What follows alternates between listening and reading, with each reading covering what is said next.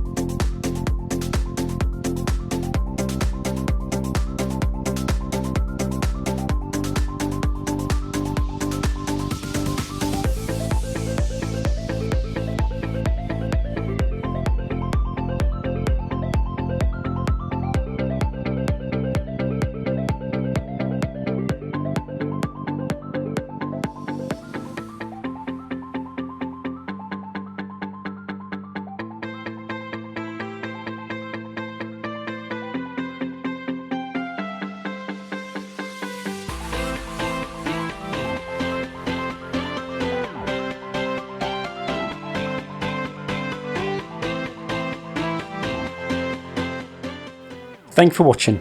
If you enjoyed the video then please give it a thumbs up, and if you enjoy these types of videos then please consider subscribing to my channel.